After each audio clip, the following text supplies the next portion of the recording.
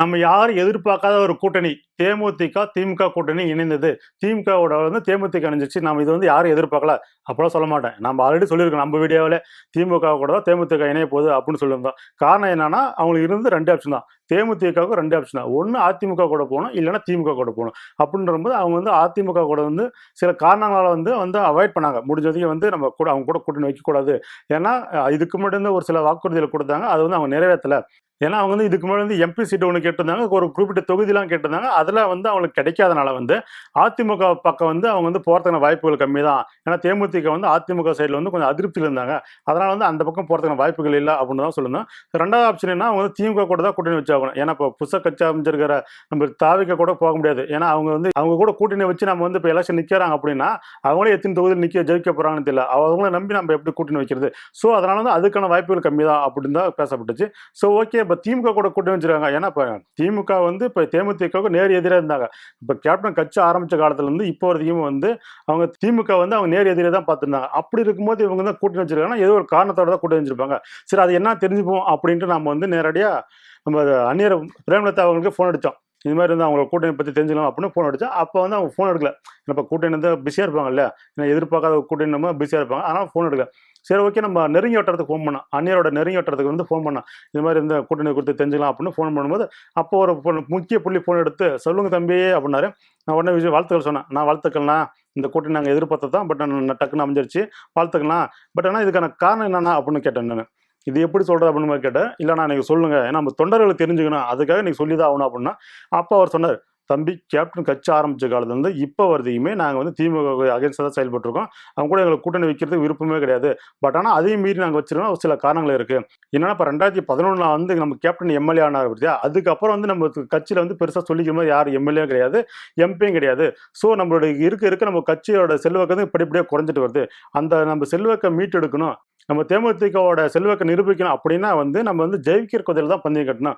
தோக்கிற குதிரையில் வந்து நம்ம பந்தயம் கட்டி தோத்து நம்ம கஷ்டப்படுறத விட ஜெயிக்கிற குதிரையில் பந்தயம் கட்டி நம்ம ஜெயிச்சோம்னா நம்மளோட செல்வாக்கும் உயரும், நம்ம கட்சியோட நிலைமையும் வந்து மாறும். ஸோ அதனால தான் நம்ம அந்நியரை வந்து புதுசாக ஒரு பிளானாக போட்டு இப்போ திமுக கூட கூட்டி வச்சிருக்காங்க. காரணம் என்னன்னா நம்ம அட்லீஸ்ட் 8 to 10 தொகுதி நம்ம போட்டியிடும் போது குறைஞ்ச நமக்கு ஒரு 5 எம்எல்ஏ தான் நமக்கு கிடைப்பாங்க. ப்ளஸ் ஒரு நமக்கு ஒரு எம்பி சீட்டு கிடைக்கும் இல்லையா. அதனால தான் நம்ம அந்நியரை வந்து இப்போ திமுக பக்கம் போயிருக்காங்க.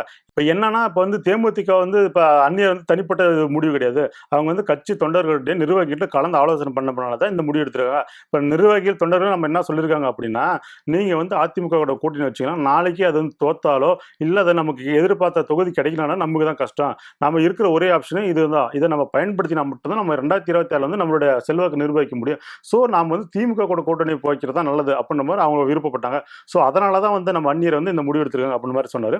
நான் உடனே கேட்டேன் அவர்கிட்ட, நான் இந்த முடிவு நல்ல முடிவு தான், பட் ஆனால் நீங்கள் முன்னாடி சொல்லியிருக்கலாமே, ஏன் இத்தனை நாள் நீங்கள் காலம் தாழ்த்தி சொல்ல வேண்டிய அவசியம் என்ன அப்படின்ற மாதிரி கேட்டால் அப்போ அவங்க சொன்னாங்க, இல்லை இது வந்து அந்நியரோட முடிவு தான். ஏன்னா அப்போ முன்னாடி சொல்ல வேண்டியது தான். பட் ஆனால் அந்நியர் என்ன நினைச்சாங்கன்னா, இப்போ நம்ம அவசரப்பட வேண்டாம், மற்ற எந்த கட்சியுமே கூட்டணி வந்து உறுதிப்படுத்தாத நிலையில் நாம எதுக்கு சொல்லணும். ரெண்டாவது நாம எதிர்பார்த்த தொகுதி கிடைக்கணும், நமக்கு எதிர்பார்த்த சீட்டு கிடைக்கணும், நம்ம ஒரு எம்பி சீட்டு கிடைக்கணும். ஸோ இதெல்லாம் நமக்கு உறுதியான மட்டும் தான் நம்ம சொல்லணும். அந்நியர் வந்து உறுதியாக இருந்தனால தான் அவங்க இத்தனை நாள் அதையும் சொல்லாமல் இருந்தாங்க அப்படின்னு மாதிரி சொன்னார். சரி ஓகேண்ணா, நீங்கள் வந்து எப்படி மினிமம் ஒரு 5 எம்எல்ஏ எடுத்துணும், ஒரு எம்பி சீட் எடுத்துணும், அந்த குறிக்கோளில் தான் வந்து நீங்கள் நம்ம திமுக கூட கூட்டணி வச்சிருக்கீங்கன்னு சொல்கிறீங்க, நல்ல விஷயம் தான். ஆனால் அப்படின்னு சொல்லி நான் ஃபோனை கட் பண்ணேன். சரி ஓகே, இப்போ வந்து தேமுதிக இதனால வந்து என்னென்ன பயன் கிடைச்சுன்னு தெரிஞ்சிச்சு, திமுகவுக்கு என்னென்ன பயன் கிடைக்கும் அப்போ நம்ம தெரிஞ்சுக்கலாம் அப்படின்னு நம்ம திமுக தரப்புக்கு வந்து ஃபோன் அடித்தோம். இந்த மாதிரி முக்கிய புள்ளிக்கு ஒருத்தர் ஃபோன் அடிச்சு, நான் உங்கள் கூட்டணி வந்து தேமுதிக வந்திருக்கு, வாழ்த்துக்கலாம், பட் ஆனால் இதுக்கான காரணம் என்னன்னு நமக்கு தெரியணும்னா, ஐயா ஸ்டாலின் வந்து ஒரு முடிவு எடுத்திருக்காருன்னா அதில் பெரிய ஒரு பிளான் இருக்கும்.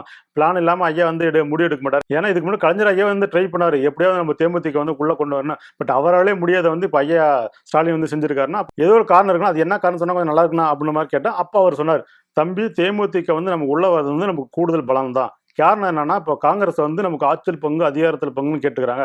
ஸோ அவங்களை நம்ம வந்து கன்வின்ஸ் பண்ணணும். இல்லைனா வந்து அவங்க நம்ம கட்சி விட்டு வெளியே போனால், கூட்டணி விட்டு வெளியே போனால் நம்ம வந்து நம்மளோட கூட்டணியை நிரூபிக்கணும், நம்ம செல்வாக்கு நிரூபிக்கணும் அப்படின்னா நமக்கு வந்து கூடுதலாக சில கட்சிகள் உள்ள வரது நமக்கு நல்லது தான். ஸோ அதனால தான் வந்து நமக்கு தேமுதிக வந்து நம்ம ஐயா வந்து உள்ள கொண்டு வந்திருக்காரு. இதனால வந்து நமக்கு வந்து இப்போ வந்து அவங்களோட காங்கிரஸோட அழுத்தத்தை நம்ம குறைக்கலாம். இன்கேஸ் காங்கிரஸ் வெளியே போனா கூட நம்ம வெற்றியை வந்து நம்ம தக்க வச்சுக்கலாம். ஸோ இதெல்லாம் கணக்கு போட்டு நம்ம ஸ்டாலின் ஐயா வந்து இதை உள்ள கொண்டு வந்திருக்காங்க அப்படின்ற மாதிரி சொன்னாரு.